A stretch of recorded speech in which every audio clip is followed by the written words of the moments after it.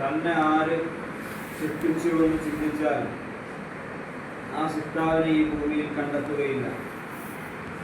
തൻ്റെ ജനനം സംബന്ധിച്ച് ഏറ്റവും ബന്ധപ്പെട്ട മാതാവോ പിതാവോ സൃഷ്ടിച്ചുവെന്ന് പറയാൻ വയ്യ. ആ സൃഷ്ടാവിനെ എവിടെ നോക്കിയാലും കണ്ണിൽ കാണുകയില്ല. അദൃശ്യനാണ് ആ സൃഷ്ടാവെന്ന് തീർച്ച. ഇവിടെയാണ് അദൃശ്യ വിശ്വാസം ആരംഭിക്കുന്നത്.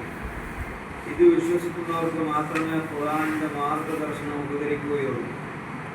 ഈ സത്യം തള്ളിപ്പറയുന്നവൻ ഒരിക്കലും നേരെയാവുകയില്ല. ആ അദൃശ്യനായ യജമാനൻ തന്നെയാണ് മുഹമ്മദ് നബി സല്ലല്ലാഹു അലൈഹി വസല്ലമയെ തെരഞ്ഞെടുക്കുകയും ഖുർആൻ അവതരിപ്പിക്കുകയും ചെയ്തത്.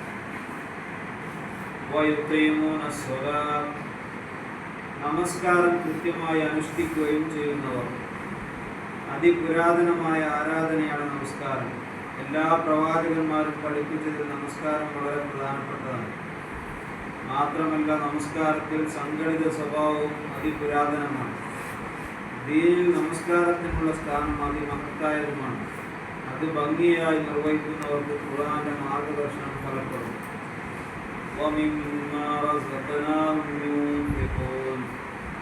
അവർക്ക് നാം കൊടുത്തതിൽ നിന്ന് ചെലവഴിക്കുകയും ചെയ്യുന്നവർ.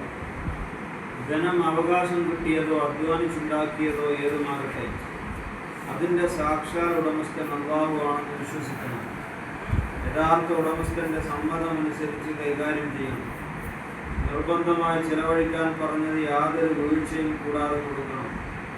അതിപുണ്യത്തിനു വേണ്ടിയുള്ള പ്രോത്സാഹന ധർമ്മവും സൗകര്യത്തിനനുസരിച്ച് കൊടുക്കണം.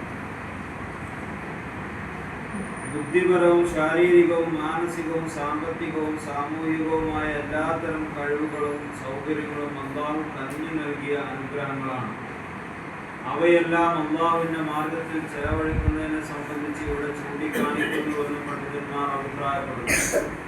അങ്ങനെയുള്ളവർക്ക് ഖുർആന്റെ മാർഗദർശനം ലഭിക്കുന്നതാകുന്നു. 4